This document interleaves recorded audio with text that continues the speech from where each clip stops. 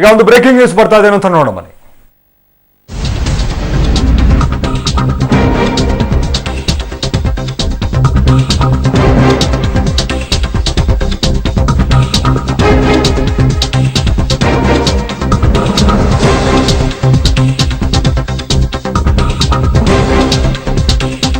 BSY ಕೆಡ್ಡಾಕ್ಕೆ ಬೀಳಿಸುವುದಕ್ಕೆ Siddaramaiah ಬತ್ತಳಿಕೆಗೆ ಹೊಸ ಅಸ್ತ್ರ ಬಂದಿದೆ. ಕಾನೂನು ಚಾಣಕ್ಯ ವಿಕಾಸ್ ಬನ್ಸೋಡೆ ಮುಂದಿಟ್ಕೊಂಡು ಬಿಎಸ್ವೈ ಅವರನ್ನ ಕಟ್ಟಿ ಹಾಕೋದಕ್ಕೆ ಮಾಸ್ಟರ್ ಪ್ಲಾನ್ ಅನ್ನ ಸಿದ್ದರಾಮಯ್ಯ ರೂಪಿಸ್ತಾ ಇದ್ದಾರೆ ಅನ್ನುವಂತ ಮಾಹಿತಿ. ಬಿಎಸ್ವೈಗೆ ಸಂಬಂಧಪಟ್ಟಂತ 15 ಪ್ರಕರಣಗಳ ಮಾಹಿತಿ ಬನ್ಸೋಡೆಗೆ ಗೊತ್ತಿರುವಂತದ್ದು. ಬನ್ಸೋಡೆ ಬಳಿ ಡಿನೋಟಿಫಿಕೇಶನ್ ಕಿಕ್ ಬ್ಯಾಕ್ ಪ್ರಕರಣದ ಇಂಚಿಂಚು ಮಾಹಿತಿ ಇದೆ.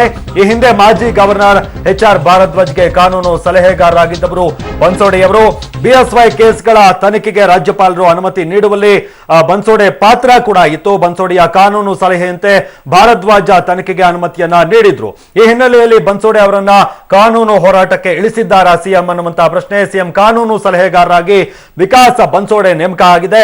ಮಹಾರಾಷ್ಟ್ರದ ನಾಗಪುರ ಮೂಲದವರು ವಿಕಾಸ್ ಬನ್ಸಾಡೆ ಅವರು.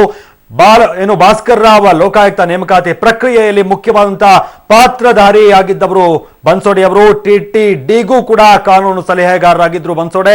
ಉದ್ಯಮಿಯ ಆದಿಕೇಶವಲು ಆಪ್ತರಾಗಿದ್ದ ವಿಕಾಸ್ ಬನ್ಸೋಡೆಯವರು ಈಗ ಕಾನೂನು ಸಲಹೆಗಾರರಾಗಿ ಆಯ್ಕೆಯಾಗಿರುವಂತದ್ದು. ಬಿಎಸ್ವೈ ಅವರನ್ನ ಮುಗಿಸುವಂತ ನಿಟ್ಟಲ್ಲಿ, ಅಂದ್ರೆ ಬಿಎಸ್ವೈ ಅವರ ಪ್ರಕರಣಗಳೇನಿದ್ದಾವೆ ಅದರಿಂದ ಅವರನ್ನ ಮುಗಿಸುವಂತ ನಿಟ್ಟಲ್ಲಿ ಬನ್ಸೋಡೆ ಅವರನ್ನ ಫೀಲ್ಡ್ಗೆ ಏನಾದರೂ ಇಳಿಸಿಬಿಟ್ರ ಸಿಎಂ ಸಿದ್ದರಾಮಯ್ಯ ಅನ್ನುವಂತ ಪ್ರಶ್ನೆ ಈಗ ಕಾಡುತ್ತೆ. ಈ ಬಗ್ಗೆ ಹೆಚ್ಚಿನ ಮಾಹಿತಿ ಕೊಡ್ತಾರೆ ನಮ್ಮ ಪ್ರತಿನಿಧಿ ರವೇಶ. ಬಿಎಸ್ವೈ ಅವರನ್ನ, ಅವರ ಇಮೇಜ್ ಅನ್ನ, ಅಂದ್ರೆ ಏನೋ ಅವರ ಮೇಲೆ ಪ್ರಕರಣಗಳಿದ್ವು, ಅವುಗಳ ಮರುಜೀವ ಕೊಡುವಂತದ ಪ್ರಕರಣಗಳಿಗೆ, ಅದರಿಂದಾಗಿ ಈಗ ವಿಕಾಸ್ ಬನ್ಸೋಡೆ ಅವರ ನೇಮಕ ಆಯ್ತಾ? ಆ ಅಸ್ತ್ರವನ್ನ ಪ್ರಯೋಗ ಮಾಡೋದಕ್ಕೆ ಈಗ ಸಿಎಂ ಸಿದ್ದರಾಮಯ್ಯನವರು ಪ್ಲಾನ್ ಮಾಡ್ತಾ ಇದ್ದಾರಾ ಏನು ಅಂತ?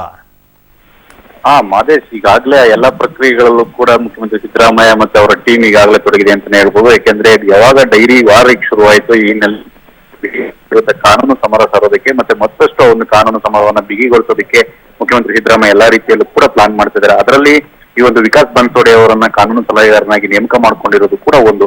ಯಾಕೆಂದ್ರೆ ವಿಕಾಸ್ ಬನ್ಸೋಡೆ ಅವರು ಈ ಹಿಂದೆ ರಾಜ್ಯಪಾಲರಾಗಿದ್ದ ಹಂಸರಾಜ್ ಭಾರದ್ವಾಜ್ ಅವರ ಕೆಳಗಡೆ ಒಂದು ಕಾನೂನು ಸಲಹೆಗಾರರಾಗಿ ಕೆಲಸ ಮಾಡಿದ್ರು.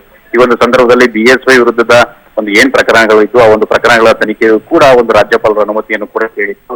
ಆ ಸಂದರ್ಭದಲ್ಲಿ ಎಲ್ಲಾ ರೀತಿಯಲ್ಲೂ ಕೂಡ ಕಾನೂನು ಸಲಹೆಯನ್ನ ನೀಡಿ ಪ್ರತಿಯೊಂದು ಪ್ರಕರಣದ ಬಗ್ಗೆ ಇಂಚಿಂಚು ಮಾಹಿತಿಯನ್ನು ಕೂಡ ಕೊಟ್ಟಂತದ್ದು ಇದೇ ವಿಕಾಸ್ ಬನ್ಸೋಡೆ ಅವರು. ಹಾಗಾಗಿ ಎಲ್ಲೋ ಒಂದ್ ಕಡೆ ಒಂದು ಪ್ರಕರಣಗಳ ಬಗ್ಗೆ ಇಂಚಿಂಚು ಮಾಹಿತಿ ಇರೋದ್ರಿಂದ ಸುಪ್ರೀಂ ಕೋರ್ಟ್ ನಲ್ಲಿ ವಾದವನ್ನ ಸಮರ್ಥವಾಗಿ ಮಂಡಿಸಲು ಅನುಕೂಲ ಆಗುತ್ತೆ. ಈ ನೆಲೆಯಲ್ಲಿ ಎಲ್ಲಾ ಅಗತ್ಯ ದಾಖಲೆಗಳನ್ನು ಕೂಡ ಸಂಗ್ರಹಿಸೋದಕ್ಕೆ, ಜೊತೆಗೆ ಬನ್ಸೋಡೆ ಅವರಿಂದ ಕಾನೂನು ಸಲಹೆಯನ್ನ ಪಡೆಯೋದಕ್ಕೆ ಮಾಸ್ಟರ್ ಪ್ಲಾನ್ ಮಾಡಿದ್ರೆ ಮುಖ್ಯಮಂತ್ರಿ ಸಿದ್ದರಾಮಯ್ಯ. ಹಾಗಾಗಿ ಎಲ್ಲೋ ಒಂದ್ ಕಡೆ ಬಿಎಸ್ವೈ ಅವರನ್ನ ಸುಪ್ರೀಂ ಕೋರ್ಟ್ ನಲ್ಲಿ ಕೆಡೋದಕ್ಕೆ ವಿಕಾಸ್ ಬನ್ಸೋಡೆ ಅವರನ್ನ ಕೂಡ ಬಳಸ್ಕೊಳ್ತಾ ಇದ್ದಾರೆ. ಹಾಗಾಗಿ ಅವ್ರನ್ನ ಫೀಲ್ಡ್ ಗಿಳಿಸಿದ್ದಾರೆ ಅಂತ ಕೂಡ ಹೇಳಲಾಗ್ತದೆ. ಹಾಗಾಗಿ ಮುಂದಿನ ದಿನಗಳಲ್ಲಿ ಈ ಬಗ್ಗೆ ಗೊತ್ತಾಗುತ್ತೆ ಮಾದೇಶ್. ಅಲ್ಲ, ಈಗ ಯಡಿಯೂರಪ್ಪನವರನ್ನ ಮಣಿಸೋದಕ್ಕೆ ಈಗ ವಿಕಾಸ್ ಬನ್ಸೋಡೆಯವರನ್ನ ನೇಮಕ ಮಾಡಲಾಯ್ತು ಅನ್ನುವಂಥದ್ದ ಹೇಗೆ ಅಂತ, ಅಂದ್ರೆ ಅದಕ್ಕೋಸ್ಕರನೇ ನೇಮಕ ಮಾಡ್ಕೊಂಡ್ರ ಸಿದ್ದರಾಮಯ್ಯನವರು ಏನು ಅಂತ? ರಾಜಕಾರಣದ ಅದು ಕೂಡ ಒಂದು ಭಾಗ ಆಗಿದೆ ಅಂತಾನೆ ಹೇಳ್ಬೋದು. ಯಾಕೆಂದ್ರೆ ವಿಕಾಸ್ ಬನ್ಸೋಡೆ ಅವರು ನೇಮಕ ಆದರೆ ಕಾನೂನು ಸಲಹೆಗಾರ ನೇಮಕ ಆಗಿರೋದ್ರಿಂದ ಈ ಒಂದು ಬಿಎಸ್ವೈ ವಿರುದ್ಧದ ಪ್ರಕರಣಗಳು ಸುಪ್ರೀಂ ಕೋರ್ಟ್ ನಲ್ಲಿ ಇನ್ನೂ ಕೂಡ ವಿಚಾರಣೆಯಲ್ಲಿರೋದ್ರಿಂದ ಅಲ್ಲಿ ರಾಜ್ಯ ಸರ್ಕಾರದಿಂದ ಸಮರ್ಥವಾಗಿ ವಾದ ಮಂಡಿಸೋದಕ್ಕೆ ಮತ್ತೆ ಅಗತ್ಯ ದಾಖಲೆಗಳನ್ನು ಕೂಡ ಕಲೆ ಹಾಕೋದಕ್ಕೆ ಮತ್ತೆ ಬಿಎಸ್ವೈ ಅವರನ್ನ ಯಾವ ರೀತಿ ಕಟ್ಟಿ ಹಾಕ್ಬೇಕು ಅನ್ನೋ ಕಾರಣಕ್ಕೋಸ್ಕರನೇ ಬನ್ಸೋಡೆ ಅವರನ್ನು ನೇಮಕ ಮಾಡ್ಕೊಂಡಿದ್ದಾರೆ ಅಂತ ಕೂಡ ಈಗಾಗಲೇ ಎಲ್ಲ ಮಾತುಗಳು ಕೂಡ ಕೇಳಿ ಬರ್ತಾ ಇದೆ. ಹಾಗಾಗಿಯೇ ಈ ನಿಟ್ಟಿನಲ್ಲಿ ಕೂಡ ಪ್ರಕ್ರಿಯೆ ಶುರುವಾಗಿದೆ. ಓಕೆ, ಧನ್ಯವಾದ ರವೇಶ್ ನಿಮ್ಮೆಲ್ಲ ಮಾಹಿತಿಗಾಗಿ. ರಾಜಧಾನಿ ಬೆಂಗಳೂರಿನಲ್ಲಿ ವಾಟರ್ ಮಾಫಿಯಾ ಕೆಲಸ ಹೇಗಿದೆ ಅಂದರೆ, ನೊರೆ ಉಗುಳುತ್ತಿರುವ ರಾಸಾಯನಿಕವನ್ನೇ ತನ್ನ ಒಡಲಲ್ಲಿ ತುಂಬಿಕೊಂಡಿರುವಂತಹ ಬೆಳ್ಳಂದೂರು ಕೆರೆಯ ಕಲು ನೀರನ್ನ ಟ್ಯಾಂಕರ್ಗಳ ಮೂಲಕ ಜನಕ್ಕೆ ರವಾನೆ ಮಾಡುತ್ತಿದ್ದಾರೆ.